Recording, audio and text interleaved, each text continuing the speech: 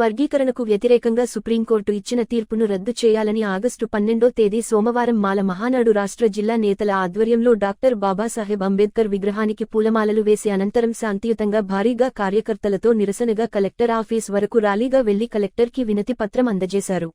ఈ సందర్భంగా రాష్ట్ర వర్కింగ్ ప్రెసిడెంట్ స్వర్ణ వెంకయ్య మాట్లాడుతూ సుప్రీంకోర్టు ఇచ్చిన తీర్పు రాజ్యాంగ విరుద్ధమని పార్లమెంట్లో 1/3 మెజార్టీతో రాష్ట్రపతి ఆమోదంతో చేయాలి గాని సుప్రీంకోర్టు తీర్పు చెల్లదని తెలిపారు. ఇది కేవలం రాజకీయ పార్టీలు వారి స్వార్థం కోసం మాలలను అణగదొక్కేందుకు ప్రయత్నమని ఈ సందర్భంగా తెలిపారు. ఓ మాల మేలుకో అనే నినాదంతో రాష్ట్ర వ్యాప్తంగా మాలమహానాడును బాలోపేతం చేసి వర్గీకరణ ఆపేవరకు ఉద్యమం ఉధృతం చేస్తామని అలాగే రాష్ట్రము నుండి సుమారు 1000 మందితో ఢిల్లీకి వెళ్లి నిరసన తెలుపుతామని తెలిపారు. ఈ విషయానికి పై మేము 9th బెంచ్కి వెళతామని తెలిపారు. ఈ కార్యక్రమంలో మాజీ ఏఎంసీ చైర్మన్ నాయుడు, జిల్లా అధ్యక్షులు బల్లి వెంకయ్య, రాష్ట్ర ఉద్యోగ సంఘాల ప్రధాన కార్యదర్శి కట్టేటి మోహనకృష్ణ, జిల్లా ఉపాధ్యక్షులు లాలం పెంచలయ్య, కార్యదర్శి బొగ్గావారపు వేణు, జిల్లా యువత అధ్యక్షులు బల్లిశరత్ కుమార్, మహిళా రాష్ట్ర నాయకులు చేను సుజాతమ్మ, పుట్ట పద్మమ్మ, విజయమ్మ, జిల్లా కార్యకర్తలు నాయకులు స్వాన్నగిరి జగన్ తురకగోపి, స్వర్ణ తులసి, అల్లాడి ప్రసన్న, జగన్నాటి నాగేశ్వరరావు, మిరియాల శివకుమార్ కార్యకర్తలు తదితరులు పాల్గొన్నారు.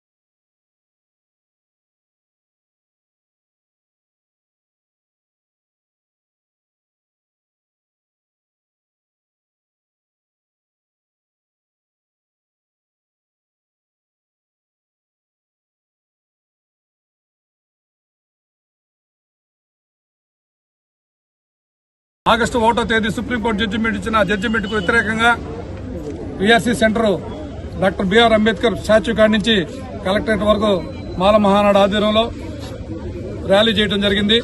ఈ ర్యాలీకి మంచి స్పందన, అందరూ కూడా పాల్గొనడం జరిగింది. వారందరూ కూడా మా హృదయపూర్వక ధన్యవాదాలు. ముఖ్యంగా ఇక్కడి నుంచి దళిత విద్యార్థి, మాల రైతు, మాల మహిళ, మాల ఉద్యోగస్తులు, మాల ఎస్సీలందరూ కూడా ప్రతి ఒక్కరు కూడా ఈ ఉద్యమంలో జిల్లా అంతా కూడా ఎక్కడ చూసినా ప్రతి మండలంలో ప్రతి ఎంఆర్ఓ దగ్గర మా యొక్క నిరసన తెలియపరిచి మెమోరాండం ఇవ్వాలని చెప్పి ఒక తీర్మానం చేయడం జరిగింది. దానిలో భాగంగానే మేము ఈరోజు రాష్ట్ర ప్రభుత్వానికి విన్నవించాలని చెప్పి గౌరవనీయులు నెల్లూరు జిల్లా కలెక్టర్ గారు జి ఆనంద్ గారు వచ్చి మా యొక్క కమిటీ వారికి వినతి పత్రం ఇవ్వడం జరిగింది. మా డిమాండ్ అది వారు రాష్ట్ర ప్రభుత్వానికి నేను ఖచ్చితంగా ఫార్వర్డ్ చేస్తానని చెప్పడం వారికి మా హృదయపూర్వక ధన్యవాదాలు తెలుపుకుంటున్నాం. ఎందుకంటే భారతదేశం ఎక్కడ కూడా 29 రాష్ట్రాల్లో ఒక 4 రాష్ట్రాలు తప్ప వర్గీకరణ ఆమోదించింది. మిగతా 25 రాష్ట్రాలు ఎక్కడ కూడా ఆమోదించలేదు. మరియు మోడీ ప్రభుత్వం అనువాదాన్ని ఎంత ప్రేరేపిస్తుంది అనే సంగతి ప్రతి ఒక్క మేధావులు తెలుసుకోవాల్సిన అవసరం ఉంది. మేమందరం కూడా దళితులు కలిసి ఉంటేనే మాకు ఐక్యత, ముద్దు, మా బిడ్డలకు ముద్దు అని కూడా మేము కోరుకుంటున్నాం. మమ్మల్ని విభజించొద్దు. క్రిమినల్ వ్యవస్థని కేబినెట్ లో రద్దు చేసినందుకు కూడా మేము హృదయపూర్వక కేబినెట్ మంత్రులు, మా 2 మంత్రులు ఎస్సీలో ఉండబట్టి ఆ క్రిమినల్ వ్యవస్థను రద్దు చేసేదానికి కేబినెట్ తీర్మానం చేసింది. కేంద్ర కేబినెట్ దానికి హృదయపూర్వకంగా ఆ 2 కేంద్ర మంత్రులకి రామదాస్ అతులే గారికి, పాస్వాన్ గారికి మేము మాల మహానాడు తరఫున, రాష్ట్ర మాల మహానాడు, నెల్లూరు జిల్లా మాల మహానాడు కమిటీ తరఫున వారికి హృదయపూర్వక ధన్యవాదాలు తెలుపుకుంటున్నాం. అదేవిధంగా కాంగ్రెస్ ఏఐసీసీ మల్లికార్జున ఖార్గే గారు కూడా ఈ యొక్క వర్గీకరణ వ్యతిరేకించడానికి వారికి కూడా మా హృదయపూర్వక ధన్యవాదాలు తెలుపుకుంటాం.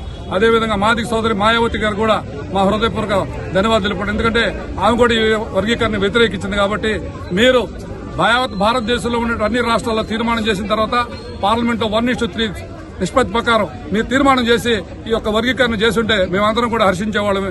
ఎక్కడ కూడా 25 రాష్ట్రాలు వ్యతిరేకిస్తుంటే 4 రాష్ట్రాలే ఆమోదం తెలిపాయి. అది కూడా మీ చేతిలో ఉన్న జడ్జీలతో ఈ జడ్జిమెంట్ చెప్పించడం మాకు చాలా దురదృష్టకరం. కాబట్టి మేము 9th బెంచ్కి నెక్స్ట్ మేము ఈ నెలాఖరులో కూడా నెల్లూరు నుంచి 20 మంది సభ్యులతో ఢిల్లీ వెళ్లి మేము 9th బెంచ్లో అప్పీల్ చేయడం కూడా జరుగుతుందని కూడా మేము ఈ పత్రికా విలేకరుల సమావేశంలో తెలియపరుచుకుంటున్నాం.